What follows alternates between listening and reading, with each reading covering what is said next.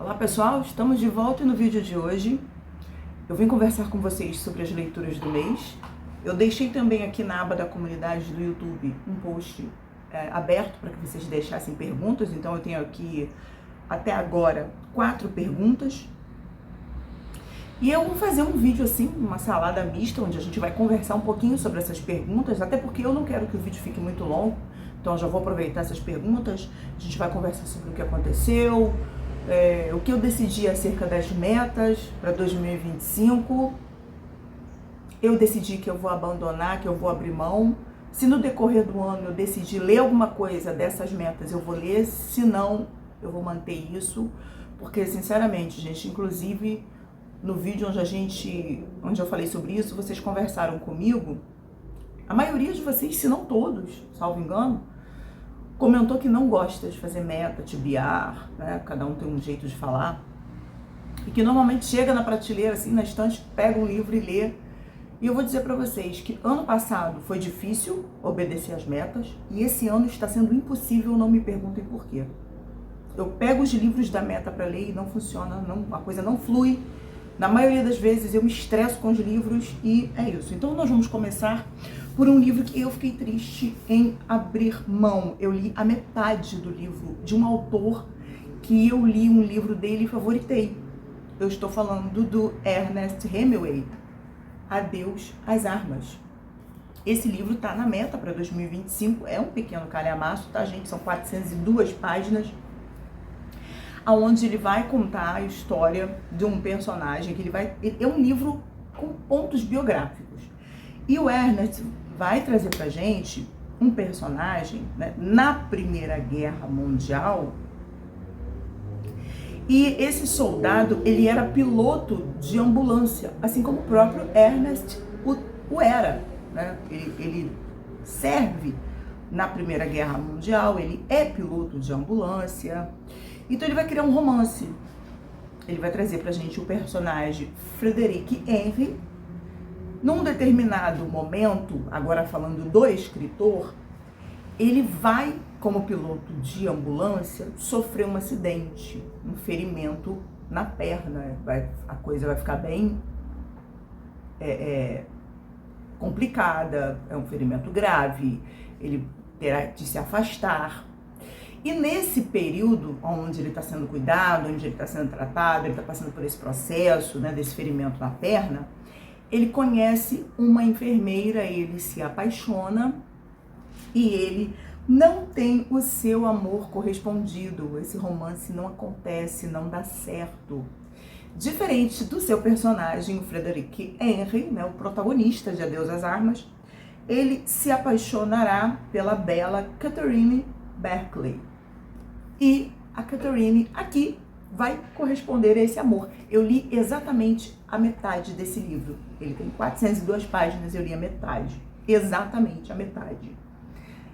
E eu vou dizer para vocês, eu entrei com muita expectativa nesse livro, por eu ter lido O Velho e o Mar e ter se tornado um livro favorito. A leitura não é ruim, gente. É um romance da Primeira Guerra Mundial, com pontos autobiográficos, né? A gente tem aqui vários paralelos, várias coisas que foram verdade, né? Fora essa questão do romance, aqui dá certo, na vida do autor não deu certo, mas a gente tem muitos pontos aqui que são verdade. Mas pra mim, gente, eu não sei vocês, Adeus às Armas, pra mim, foi uma leitura até a metade muito arrastada. De fato, não é ruim, é bom você ler o romance, você saber dessa parte da vida do Ernest, mas aqui nesse livro, eu não sei se é porque não é o meu momento, eu não sei, eu vou fazer aquela prova dos 9 fora, daqui a alguns meses eu vou tentar retomar essa leitura, daqui a algum tempo, não sei exatamente quando, para ver o que acontece, mas hoje eu estou abrindo mão, eu estou abandonando esse livro, porque foram 200 páginas muito lentas, muito arrastadas. Sabe, eu não tinha vontade de retomar, de pegar o livro para ler. Então, tá abandonado. Eu tô na parte onde esse romance começa a se desenvolver, é tudo muito bonito, é tudo muito fofo. A gente fica imaginando, né, que poderia ter dado certo pro Ernest, que a enfermeira poderia ter correspondido ao amor dele e tal, mas em si a história é gostosa de ler, mas arrastada, pelo menos pra mim. Me contem se vocês já leram Adeus às Armas e se vocês gostaram, porque pra mim não funcionou. Coincidentemente, nós temos aqui 2 livros brancos e 2 livros pretos. Vamos pro próximo que eu abandonei. O Último Duelo, de Eric Jagger. Uma história real de crime, escândalo e julgamento por combate na França medieval. É um livro inspirado numa história real a partir de 319 páginas. Nós temos aqui o romance inspirado a partir de dados coletados, registros, documentos, etc. E o autor, inclusive esse livro virou filme e isso me fez desanimar bastante, porque eu comecei a ler o livro e o filme começou a surgir assim na minha mente, todo na minha frente, sabe? Como se eu estivesse vendo aquilo novamente e eu perdi a inspiração. O filme é maravilhoso, favoritadíssimo. Indico demais, se você não leu, se você não viu o filme ainda, leia o livro, porque eu já vi muitos comentários dizendo que o livro é tão bom quanto o filme, inclusive sempre tem alguns pormenores a mais, mas pra mim, eu não sei se é porque eu vi o filme alguns meses atrás, a leitura não foi interessante, não me cativou, sabe? Tem que ter aquela coisa provocativa, intrigante, e aqui não aconteceu.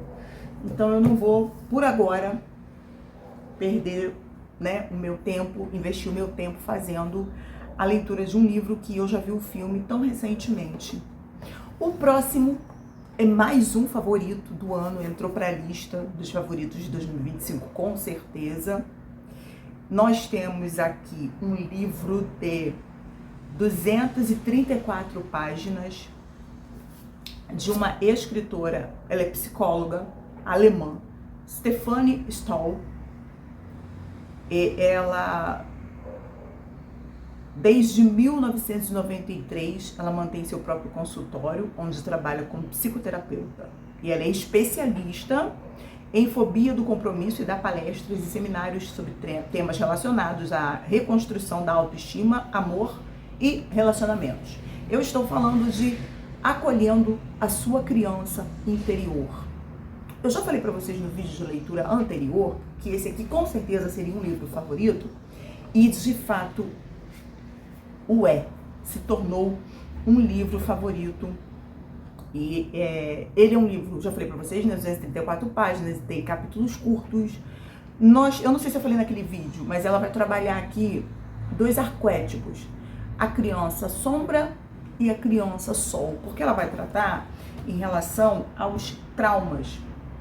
Porque isso é comprovado pela neurociência, que tudo que acontece com a gente na primeira infância, na tenra idade, mesmo que nós não saibamos administrar e digerir o que acontece, gerir sentimentos, emoções, reações, o nosso cérebro registra, fica arquivado no nosso consciente. E eu estou esbarrando na câmera.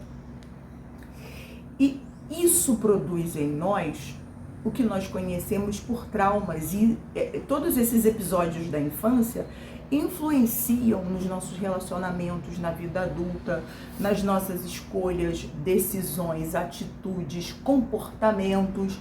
Então, durante toda a leitura, enquanto a autora trabalha os arquétipos da criança sol e da criança sombra, ela, em determinada... Primeiro ela vai trazer pra gente todo um pano de fundo pra gente compreender numa linguagem bem simples, porém muito interessante, toda essa questão, como funcionam os episódios da infância, como eles se refletem na vida adulta. E aí ela vai criar uns personagens aqui para trazer pra gente esses exemplos. Ela vai trabalhar com histórias do cotidiano que podem acontecer na vida adulta, e aí ela vai investigar lá atrás o que pode ter acontecido naquela infância para que aquele adulto hoje tenha aquela determinada atitude, comportamento, decisão. Então ela vai trabalhando a partir de determinados capítulos com exercícios. Nós, leitores, vamos ler alguns capítulos e numa determinada altura do livro a gente tem exercícios, onde ela faz pra gente perguntas, apresenta pra gente algumas ideias, pra gente exercitar mesmo. Ela não entrega pronto, você vai exercitar, vai trabalhar com ela esses exercícios para te levar a questionamentos. Literalmente, é um livro muito interessante, porque a gente tem literalmente a impressão de estar do lado da psicóloga numa terapia, conversando com ela sobre possíveis situações. Porque lembre-se que não é uma receita pronta, isso aqui não é uma receita, né, de bolo exata. Ela vai traçando situações, paralelos, trazendo exemplos, episódios, coisas que possivelmente acontecem na maioria da vida das pessoas. E a partir daí ela nos leva a refletir, a questionar. Então ela vai falar sobre a questão de nós sabermos a hora de recuar, porque muitas das situações, dos traumas, síndromes, por exemplo, como a de burnout, elas vêm porque nós não sabemos dizer não, não sabemos a hora de recuar, não sabemos a hora de sair, a hora de impor limites. Estamos com a nossa autoconfiança abalada, prejudicada, a autoestima baixa. Ela vai falar pra gente sobre sermos autênticos. Ela vai nos fazer refletir sobre essa questão da autenticidade, sermos verdadeiros. E ser verdadeiro não é um problema, não é vergonha. Você precisa ser verdadeiro. Você precisa trabalhar a empatia, não só com o outro, mas a questão de você respeitar a si mesmo, ser honesto consigo mesmo. Ela vai nos levar também, não é só mamão com açúcar. Ela fala aqui pra gente, ela trabalha com a gente, enquanto a gente faz a leitura desse livro, sobre a questão que às vezes nós ficamos nos apegando ao passado. Fulano fez isso, Beltrano fez aquilo, ou fulano não fez, ou esqueceu de mim, ou abriu mão de mim, ou me abandonou quando eu era criança, quando eu era adolescente. Só que ela traz pra gente um choque de realidade. Fulano fez. Nós éramos crianças, não tínhamos a capacidade de controlar a situação, porque nós éramos crianças.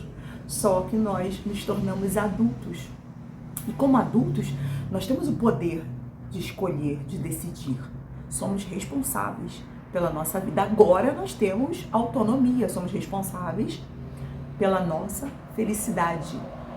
A autora trabalha com a gente também a questão da aceitação, essa capacidade de você se aceitar com seus limites, com seus defeitos, com as suas deficiências, o que você não teve, tudo bem, mas você pode, você tem a capacidade, ela também vai trabalhar sobre isso, de reescrever a sua história.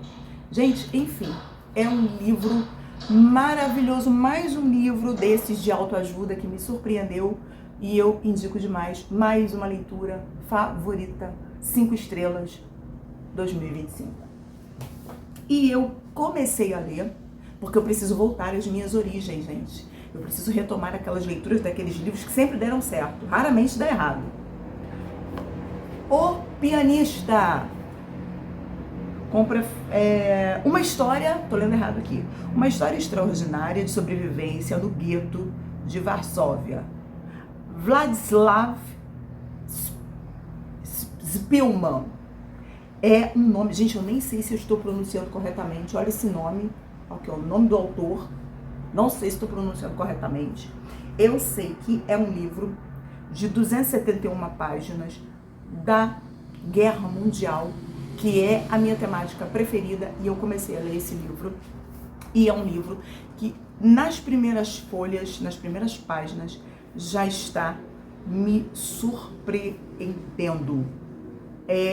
O próprio tradutor, ele vai trazer pra gente aqui alguns pormenores, alguns comentários em relação à história que já ali eu já fui conquistada. É um livro assim extremamente interessante e eu comecei a ler, tô bem no comecinho mesmo, mas eu acredito, né, porque a Segunda Guerra Mundial normalmente não me decepciona, eu acredito que será um livro mais 5 estrelas. Então eu não vou entrar em muitos detalhes. Quando eu tiver já com a leitura concluída, eu volto para conversar com vocês. Mas eu comecei a ler O Pianista. Vamos lá agora para a nossa parte de perguntas e respostas, porque eu não quero me demorar. O Leonardo Natal deixou aqui no post de perguntas, de acordo com ele, uma pergunta clichê. Quais são os seus escritores favoritos e quais escritores você leu recentemente e podem entrar nessa lista? Vamos lá, gente. Qualquer escritor que fala da Segunda Guerra ou Primeira Guerra Mundial, com certeza eu vou querer ler o que ele escreve. Agora, escritor favorito, a maioria dos livros dele eu favorito, ou eu dou uma boa nota, ultimamente, tá? Porque isso deu uma mudada aí com o tempo. C.S. Lewis.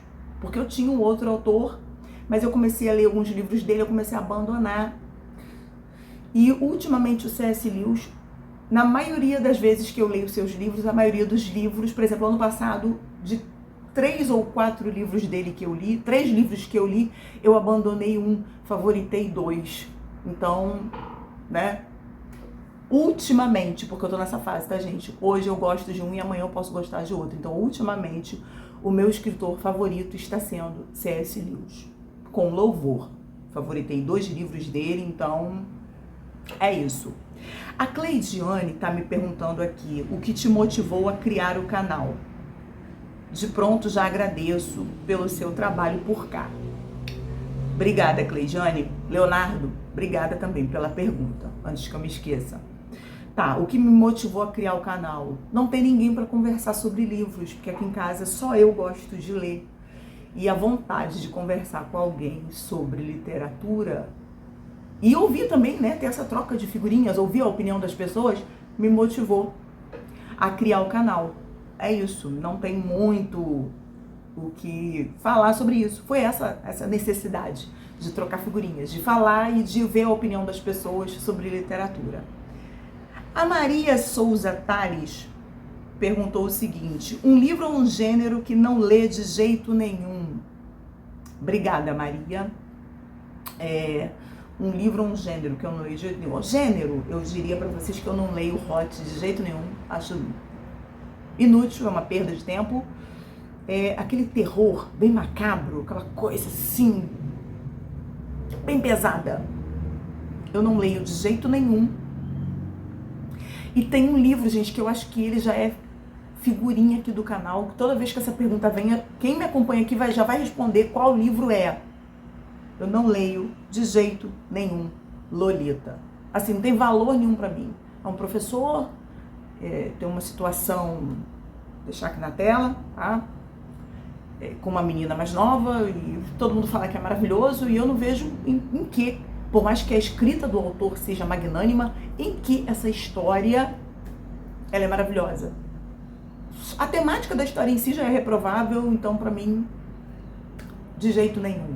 Não leio esse livro, não leio aquele terror pesado, sangrento, bem macabro, não leio, nem hot, né? Leio não. É isso.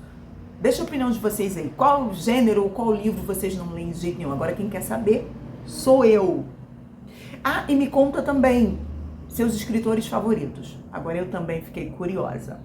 E a última pergunta que eu tenho aqui, a Ana Maria Mendonça Lima está perguntando o seguinte: quando ocorre a desistência de leitura de um livro, isso é definitivo ou pode ser que haja uma segunda tentativa? Abraços, Ana. Coincidentemente eu tô falando sobre desistências aqui nesse vídeo. E eu não tenho problema em desistir, tá, gente? Eu respeito os youtubers que insistem, que se obrigam a ler, eu respeito. É o direito de qualquer um. Que se sinta obrigado a ler, se sinta no compromisso de ler. Eu levo a sério, tá, gente, o que eu faço aqui. Eu leio de verdade os livros, mas eu não tenho problema em abandonar, e eu abandono mesmo sem culpa. Eu acho que essa é uma das verdades que eu preciso apresentar pra vocês. Se não tá legal, eu não vou me obrigar. Ah, mas faz parte da meta. Tchau, não tá funcionando, eu vou abandonar. Significa que eu não vou tentar de novo? Não. Várias vezes aqui eu já abandonei livros e daí uns meses ou até um ano eu fui lá, peguei o livro, retomei a leitura e acabei até favoritando esse livro que anteriormente tinha sido abandonado. Então não é problema. Eu abandono sem problema, sem culpa. Se tiver que retomar, eu retomo sem problema, sem culpa. E é isso. É a vida que segue. Bom, gente, é isso por hoje, é só. Se vocês tiverem mais alguma pergunta, deixa aqui nos comentários desse vídeo, que aí futuramente eu gravo um outro vídeo pra gente conversar mais. E aí eu quero saber de vocês, a opinião de vocês. Respondam essas perguntas. Eu quero saber o que vocês acham, o que vocês pensam. Obrigado, Leonardo. Obrigado, Cleidiane. Olha o trânsito. Obrigada, Maria. E obrigada, Ana Maria, pelas perguntinhas de vocês. Até o próximo vídeo. Muito obrigado por assistir e viva a vida!